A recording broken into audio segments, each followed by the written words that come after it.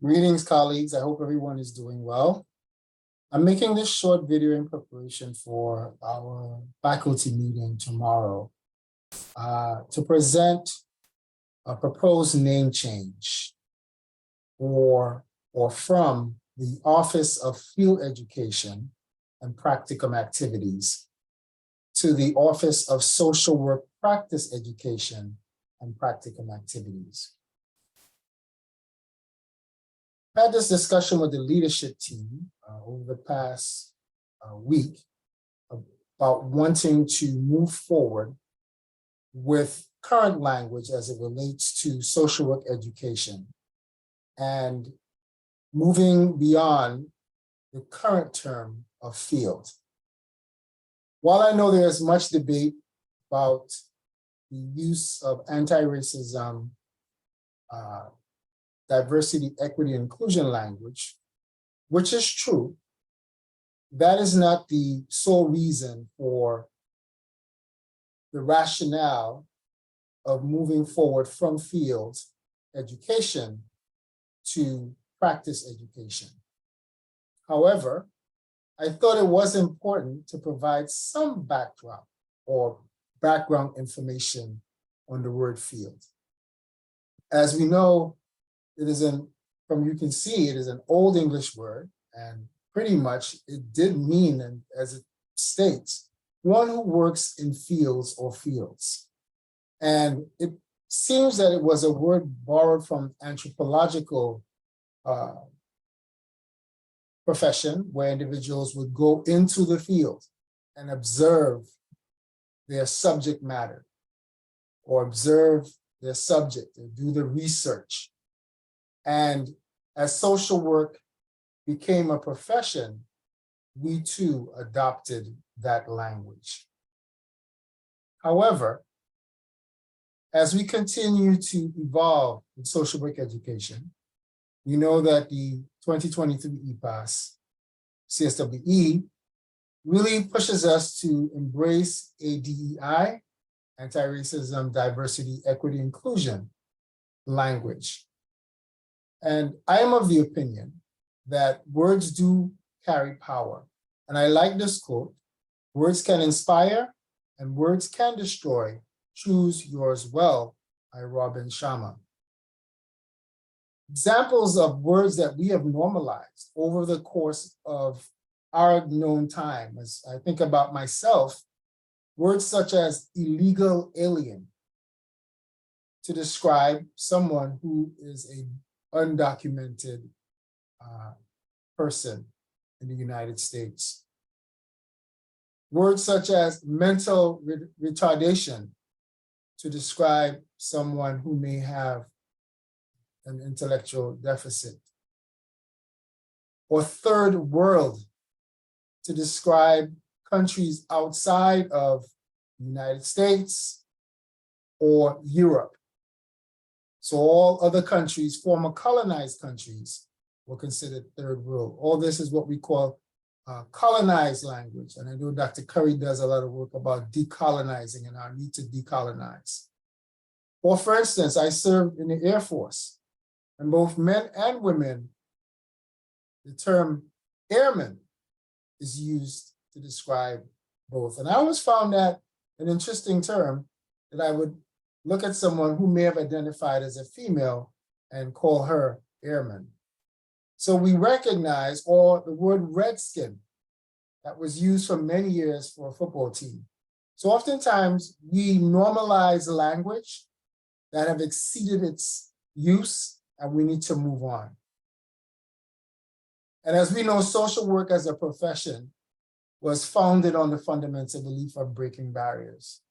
As you know, as we look at the works of Jane Addams, or Ida B. Wells, or George Edmond, these were individuals who always broke barriers, who understood the need to break barriers as it relates to language, the use of a more inclusive language, and just thinking ahead of the curve and leading.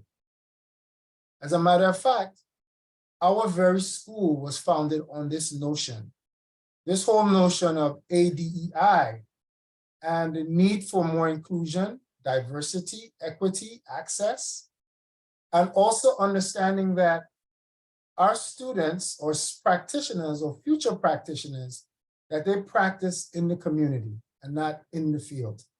I like this quote from Forrester Blanchard, Washington, that says, "The existence of Black people in a predominantly unsympathetic, hostile world is sufficient for specialized training for social work in a Black community.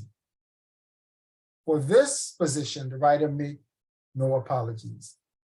We recognize that we prepare practitioners to practice in the community. And in order to do that, they go into the community among our partner organizations and community-based organizations." And I like the other quote, because we are leaders, and this School of Social Work is more than just a school for the promotion of social welfare as it relates to leading the charge on change. And I can think of no better place to do that than beginning with changing the name of the Office of Field Education to the Office of Social Work Practice Education. Breaking barriers is in our DNA, as I've shared before. We've always found a way to make one. We have no problem with getting into good trouble, to think outside the box, to be trendsetters and innovators at the micro, meso, and macro level. And I see this as us leading in this move to retire the word field education with a much more appropriate word of practice education. And we are advocates and agitators for progressive change. And I am of the opinion that this is a progressive change. To further support my rationale, I look at the works according to Prognatus, whereas the developing of social work practice competencies, and I quote from her, is complex and requires a combination of procedural competencies, such as knowledge and skills, along with method competencies, such as self-awareness and self-reflection, all that we now call the KSAs of social work education. Students also need to develop cross-cultural competencies to learn to link theory with practice and apply social justice principles when working with clients.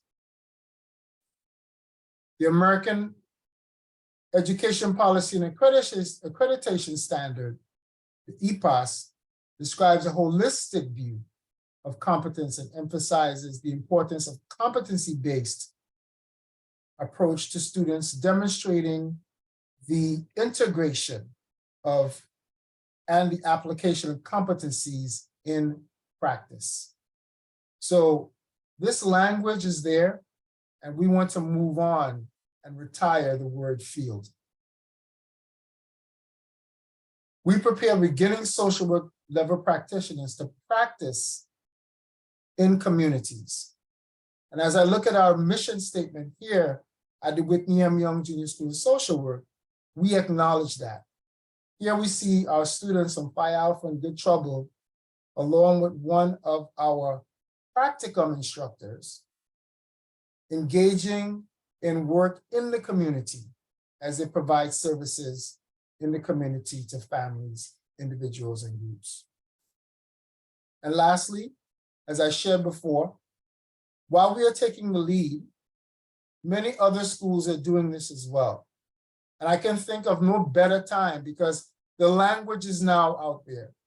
In terms of, we see this recent textbook that describes practice education and social work, achieving professional standards. So as we move forward, I am proposing that we retire or change the name of the Office of Field Education and Practicum Activities. And the new proposed name would be the Office of Social Work Practice Education and Practicum Activities. Thank you very much.